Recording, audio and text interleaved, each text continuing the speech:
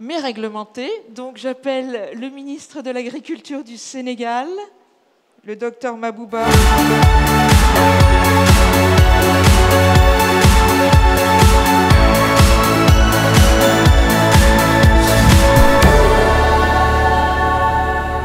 Mame Alassane Dia, qui va nous parler financement. Monsieur Mohamed Diop d'AGL, pour nous parler de logistique. Et Thierry Blandinière d'Invivo, on ne présente plus ce groupe européen. Asseyez-vous. Allez, c'est parti. Donc notre thème, messieurs, c'est entreprendre pour nourrir la planète. Donc je vais commencer par le docteur Mabouba. Docteur Mabouba, sur le cadre politique et stratégique, est-ce que vous pouvez nous dire un peu quelles sont les lignes forces de la stratégie nationale sénégalaise et comment vous voyez les défis de demain au Sénégal sur ce sujet? Les défis de demain. Parlons d'abord dans le monde et après on vient ici le Sénégal.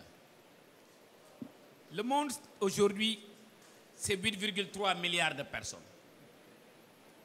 Il y a plus de 735 millions qui souffrent d'insécurité alimentaire. Ça nous interpelle tous. Au Sénégal, nous importons, comme je l'ai dit tout à l'heure, 1,6 milliard d'euros chaque année. Son Excellence le Président de la République et le Premier ministre, à travers le référentiel 2050, ont décidé, ont proposé de recréer l'agriculture à travers les coopératives agricoles communautaires, qui ne sont rien d'autre que des fermes agroécologiques, où nous essayons d'accompagner le petit éleveur, l'agro-industriel, l'agripreneur, de cultiver d'abord 12 mois sur 12, d'avoir une indépendance et une souveraineté en semences certifiées, une bonne maîtrise des sols et aussi d'avoir une orientation marché. Certes, c'est beaucoup d'argent qu'il faut. Les premières estimations disent plus de 1000 milliards. Mais si vous dépensez plus de 1070 milliards chaque année, le pari est certes grand, mais très bien réalisable. Et nous ne pouvons pas le faire seuls.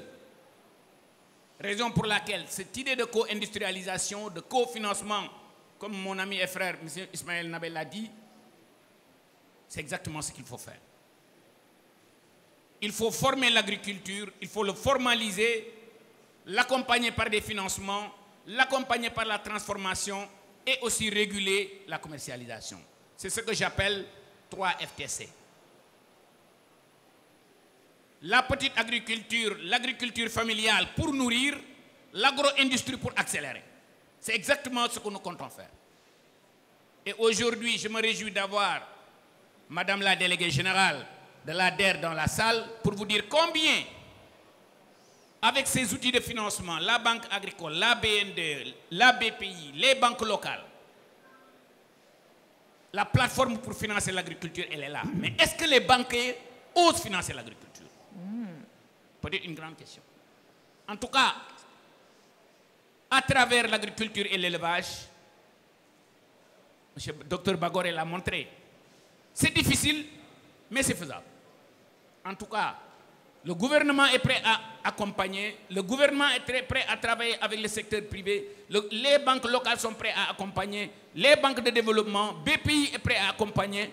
Donc nous demandons à nos partenaires et amis français, venez, nous allons le faire ensemble. Je vous remercie, madame. Concrètement, j'ai une question. Qu'est-ce que vous attendez des acteurs privés exactement? D'abord, soyons précis. Monsieur le Président, vous êtes mon grand frère, mais je vous interpelle publiquement. Qui dit secteur privé d'abord dit equity, apport personnel. On ne peut pas faire des omelettes sans des œufs. Regroupe le secteur privé sénégalais, ensemble avec les partenaires internationaux. Regroupez-vous.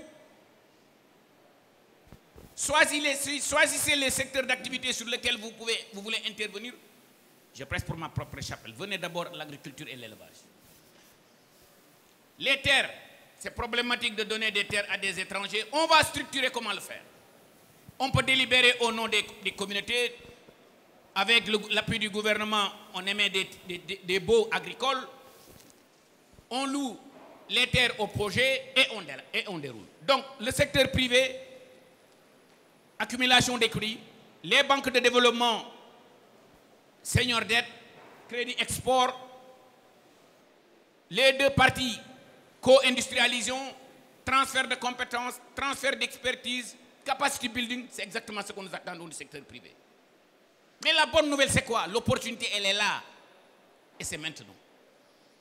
Merci, Monsieur le Ministre. Et donc, on passe justement aux affaires financières. Donc, est-ce que vraiment le secteur agricole est attractif pour les jeunes pousses? Et qu'est-ce qui manque pour que, si ce n'est pas le cas tout à fait, ce business model passe à l'échelle? Alors, bonjour. Monsieur Dia. Merci, Madame l'ambassadrice. Donc, je vais essayer de répondre tout à l'heure à la question voilà. de Monsieur le ministre. Est-ce que les banquiers sont prêts à suivre et à financer? Mais avant, bon, peut-être partager une expérience personnelle. Moi, j'ai commencé ma carrière il y a à peu près une quinzaine d'années à financer des agriculteurs français au fin fond de la Touraine, dans une petite agence bancaire. Et je les finançais en quelque sorte à anticiper des primes PAC, ce qu'on appelle les primes PAC. C'est-à-dire qu'ils attendaient des subventions de la politique agricole commune. Et donc, on leur mettait en place des courts termes en attendant que les primes arrivent. Alors, qu'est-ce que j'ai appris de cette expérience-là? C'est une expérience qui m'a beaucoup marqué. Je me suis forgé la conviction, durant cette expérience-là, que l'intervention publique est indispensable dans le financement de l'agriculture. Si ça allait dans des pays aussi développés que la France, ça allait encore plus dans des pays comme chez nous. Et transposé au Sénégal, je pense qu'on a besoin, avant d'aller vers le financement à l'échelle des exploitations, de penser le financement à l'échelle globale. C'est très important. Penser financement agricole, c'est penser également financement des infrastructures. On ne peut pas développer l'agriculture si les agriculteurs restent pauvres. Ça, c'est une conviction personnelle que j'ai. On ne peut pas développer l'agriculture si, à un moment donné, on n'a pas de route, on n'a pas de stockage. Je sais que c'est un projet qui vous est très cher, Monsieur le Ministre, le projet de stockage au Sénégal. Si on n'a pas de projet également dans l'aménagement des sols, dans l'irrigation. Donc, vous voyez, donc, on ne peut pas réduire finalement le financement de l'agriculture au financement des agriculteurs. Je pense que c'est quelque chose qui est beaucoup plus large. Il faut commencer d'abord par poser des jalons. Et parmi ces jalons, un des jalons les plus importants, à mon avis, c'est celui des infrastructures qu'il faut commencer à financer. Donc le PSD qui a été commencé, le plan de désenclavement, je crois, c'est un bon projet qui est arrêté, mais j'espère que c'est un projet qui va reprendre également. Le projet que vous portez, qui est le projet aussi de stockage de masse, je pense que c'est quelque chose qui est important et il ne faut jamais perdre de ça de vue.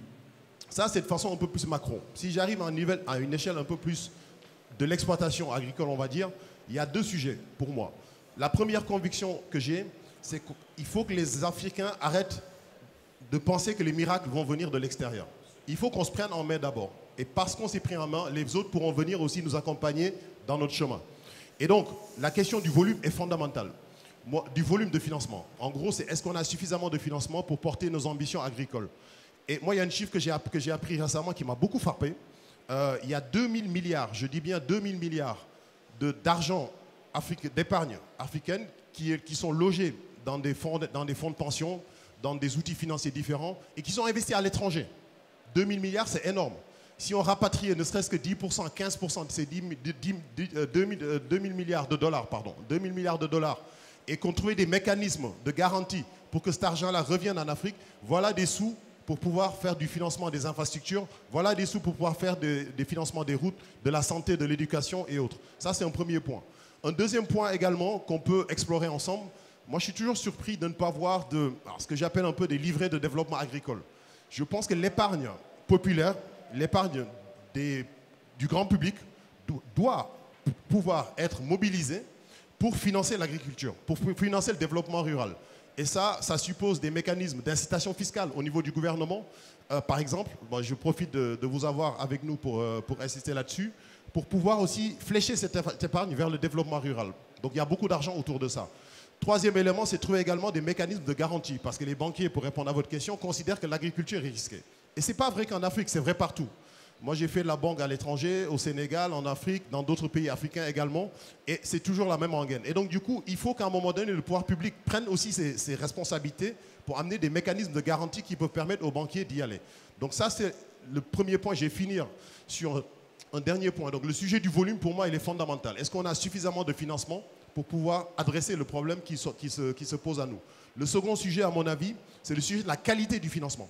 Et ça, je le vis dans mes responsabilités actuelles de membre d'associé de Afrique Finance Conseil. Donc aujourd'hui, on accompagne des entreprises à lever des financements. On accompagne également des États à lever des financements. Et c'est une problématique que je vis.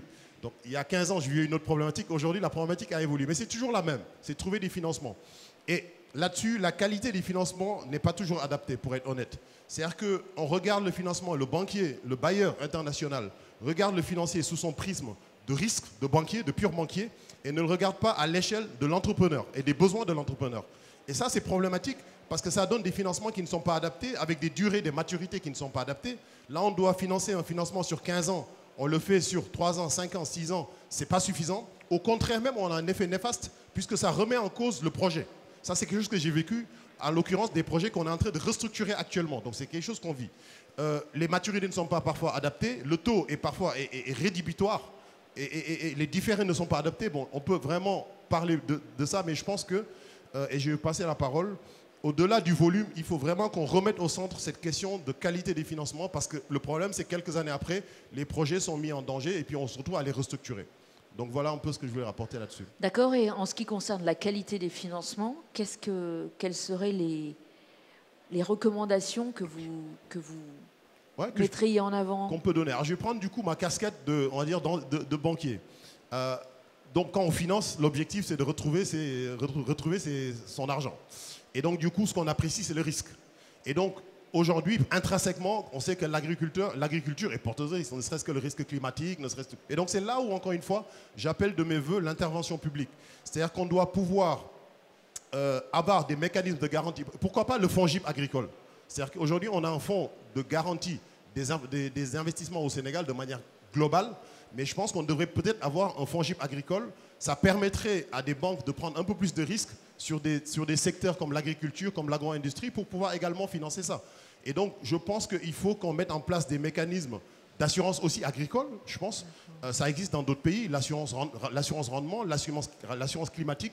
Donc, c'est quelque chose qu'on peut développer dans notre pays. Et tout ça va créer un écosystème qui va conforter les détenteurs du capital, les banquiers, pour pouvoir venir aussi mettre l'argent dans l'agriculture.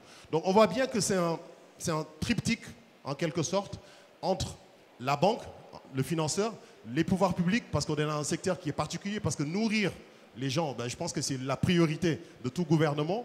Et puis également, les agriculteurs, il faut les replacer au centre de tout ça, parce que parfois il y a une dissémination d'informations et on décide de l'agriculture sans les agriculteurs parfois. Et ça, c'est gênant aussi.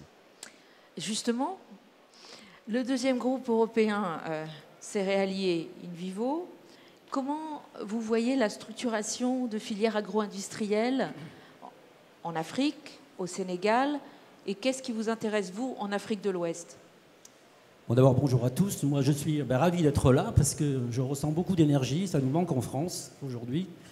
Donc, quand on vient ici, on fait le plein d'énergie. Et merci en tout cas pour vos propos, monsieur le ministre. Nicolas aussi. L'énergie de la BPI couplée à l'énergie sénégalaise, formidable cocktail. Bravo, bravo à tous, en tout cas, ravi d'être parmi vous. InVivo, en fait, depuis maintenant une dizaine d'années, on est en train de construire un groupe à l'échelle, on parlait d'échelle. Donc la France aussi, on a besoin de construire des groupes à l'échelle. Et en partant d'une union de coopératives, on a construit un groupe aujourd'hui par acquisition, par financement, par hybridation du financement, avec des fonds comme KKR. Quelle surprise de voir des fonds américains dans une filiale de coopérative agricole d'union nationale, c'est possible. Tout ça, il faut donner du sens et de la vision. Et donc, du coup, on a progressé. On est passé de 3 milliards à 12 milliards en quelques années, on va dire une petite dizaine d'années. Et en fait, parce qu'on a pensé un peu comme vous, en fait. On s'est dit, finalement, il faut structurer ces filières. La France, certes, a un long passé agricole, mais a besoin de compétitivité, de structuration, d'énergie. Et puis, on est dans le monde. On n'est pas simplement franco-français. On parle de souveraineté en France. Pour moi, la souveraineté, elle est globale, elle n'est pas franco-française. On ne va pas se replier sur l'agriculture française pour être entre nous. Donc la mission d'InVivo, c'est de tendre la main à l'extérieur. Plus de la moitié de notre activité est à l'international, dans beaucoup de pays africains. Voilà, on peut citer l'Éthiopie, le Kenya aussi, on peut citer l'Afrique du Sud, on est présent aussi. Ici, on n'est pas présent, on n'est pas dans la co-construction, mais on vend des céréales. Mais j'ai entendu le message de co-construction, j'ai bien entendu, je vous promets, j'ai vraiment bien entendu. Mais je crois que, en fait, vous l'avez dit, l'important ici, c'est de fixer un cadre et une vision et un cadre de référence. Parce que pour attirer les investisseurs privés comme nous, il faut nous donner une visibilité long terme. Et ça manque un peu. Parce que je sais que ce n'est pas toujours facile, même en France. Long terme, c'est difficile aussi, vous savez bien. Donc, mais quand même, il faut absolument un cadre. C'est vrai que l'Europe a structuré l'agriculture avec la PAC depuis très longtemps. Et c'était un pilier fondateur de l'Europe, finalement, donc avec le charbon et l'acier. Donc, quelque part, sûrement ici en Afrique, l'agriculture peut être un pilier politique fondateur de long terme. Vous voyez ? Et avec votre discours, parce que c'est la première fois que j'entends un discours aussi volontariste et quelque part aussi faisant quelque part le lien entre la politique publique et le privé, ça c'est essentiel. C'est l'articulation publique-privée. Et c'est ça qui est gagnant demain. On ne peut pas faire que du public, sinon vous allez avoir des multinationales américaines, chinoises qui vont venir ici, qui vont vous taper dessus, prendre le truc et partir. Hein, vous l'avez dit. Nous les Français, voilà, on est un peu entre les deux, on n'est pas aussi... blanc que blanc, quelque part, parce que finalement, tout le monde doit réfléchir et balayer devant sa porte, mais nous, notre idée, c'est de faire un reset sur le programme des relations avec le Sénégal pour repartir avec une nouvelle trajectoire qui prendrait en compte aussi les enjeux sociétaux, environnementaux, la politique RSE, tous les enjeux des nouvelles technologies appliquées à l'agriculture. Tout ça, on l'a construit en France. C'est des choses qu'on pourrait travailler avec vous. Une plateforme digitale, aujourd'hui, c'est l'avenir. Vous parliez de connecter et inspirer. Vous avez des applications pour l'agriculteur qui aujourd'hui peut commander ses intrants, vendre directement sa collecte dans un truc structuré. Et ça marche vraiment bien en France. C'est des choses qu'on peut développer ici. Ça passe par aussi une structuration des infrastructures. C'est essentiel, vous l'avez dit, parce qu'on ne peut pas être compétitif s'il n'y a pas d'infrastructure compétitive. Et on parle de gaspillage alimentaire, et on sait que le gaspillage alimentaire, c'est au bout du champ, c'est la collecte qui est là sur le sang, qui n'est pas traitée correctement et qui n'est pas de la bonne qualité. Et donc c'est essentiel parce que c'est aussi une question de régler le gaspillage alimentaire. Ça, c'est un argument qu'il faut mettre sur la table, parce que le vrai gaspillage alimentaire, il est au bout du champ en Afrique. Il n'est pas dans les frigos des consommateurs à Paris. Et ça se passe là. Et là, il y a une masse considérable de déperdition de matière, de qualité. Et donc là, il y a un enjeu de comment vous, en tant que politique publique, vous pouvez structurer ces logistiques avec l'argument de préserver la qualité des produits, de manière à les transformer à un prix compétitif. Et voilà, vous l'avez dit, mais tout ça, ça s'aligne. Il faut travailler les infrastructures sur le financement. Il nous faut des fonds d'infrastructure de long terme, avec des taux d'intérêt à 7%, 6%, 4%. Mais c'est ça, mais même 2%, voire gratuit, vous voyez. Donc ça c'est l'enjeu des politiques publiques qui peuvent accompagner une partie du financement à taux d'intérêt, ce qui nous permettrait de fixer un cadre. Et qu'une fois que vous avez fait ce cadre, les investisseurs comme Vivo, on vient faire de la co-construction. S'il faut faire des malteries, par exemple, ici, on peut en faire. On en a fait en Éthiopie.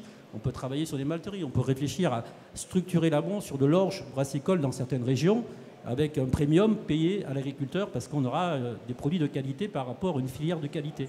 Donc ces grandes filières, ces grandes verticales filières, on doit pouvoir les développer au Sénégal. Moi, j'ai confiance, Monsieur le Ministre. Donc, écoutez, il faut qu'on se voit, qu'on se parle, mais qu'on pense long terme. Voilà.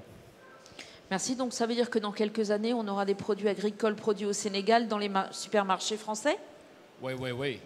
Oui, non, mais ça, c'est pas à vous que je demande. Alors, peut-être pas le blé sénégalais en France, vous voyez ce que je veux dire. Mais bon, oui. Non, je pense qu'il y a un enjeu de relocaliser une partie, vous l'avez dit, de l'importation. C'est ça. Donc, c'est le premier combat qu'il faut mener. Il y en a pour 10 ans, hein, mais c'est maintenant que ça commence. Et donc sur le maïs, par exemple, je sais que le blé c'est plus compliqué parce que le climat c'est le climat, mais sur le maïs, il y a plein de choses à faire. Tout le feed pour nourrir vos poulets, là, Monsieur le Ministre, il doit être fait en France, il doit être fait au Sénégal, à un prix compétitif. Donc ça passe par les bonnes semences, le bon rendement à l'hectare pour être compétitif, et un stockage de qualité pour pas qu'il y ait de déperdition. Et c'est ça qu'on peut accompagner aujourd'hui. Et on structure l'amont agricole. Après, au niveau des producteurs, politiquement, il y a sûrement un enjeu. Alors, je sais que le monde coopératif, parfois, est un petit peu chahuté, mais l'idée, c'est de regrouper les agriculteurs entre eux. Et pour les regrouper, il faut fixer un modèle économique. Ce n'est pas juste un groupement, une association, tout le monde est sympa et on va ensemble. C'est comment l'agriculteur, ou le groupement, ou la coopérative, peut investir dans la première transformation. En investissant dans la première transformation, ils captent la marge, ils fixent leur gouvernance, ils pèsent sur la souveraineté du pays.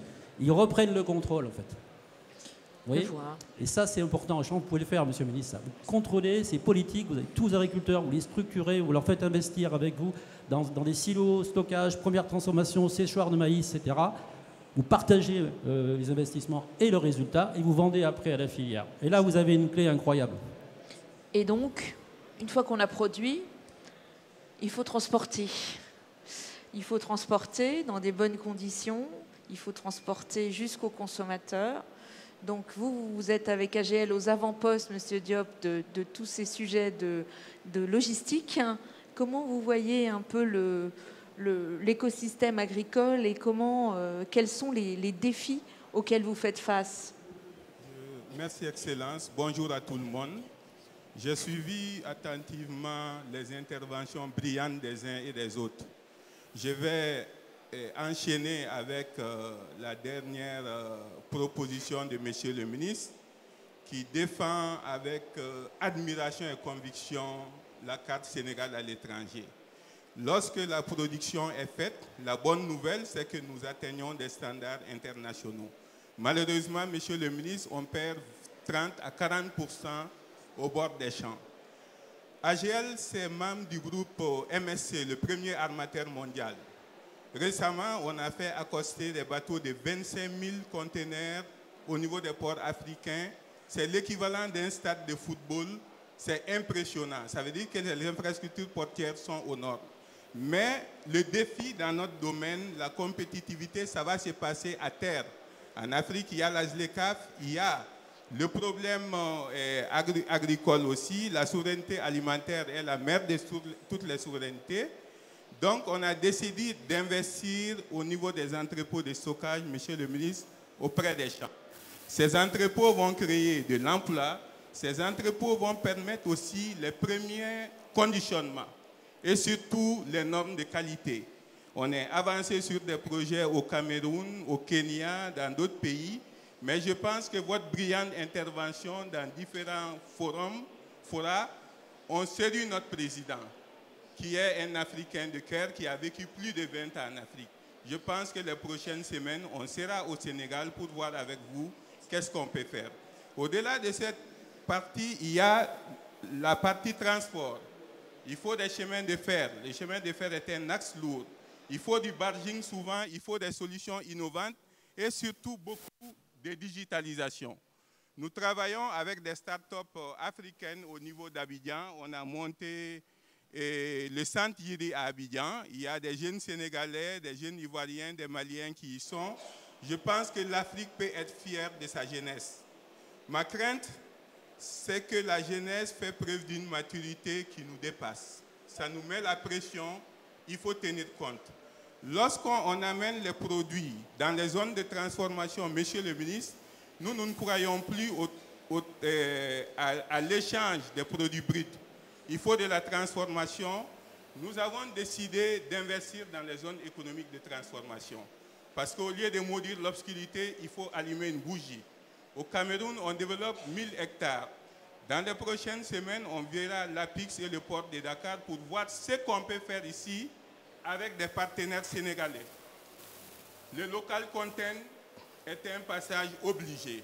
Je pense que nos groupes aujourd'hui, en nous donnant ces positions, il faut saluer quand même les entreprises françaises parce que quand on dénomme, on a énormément d'Africains à des postes de responsabilité.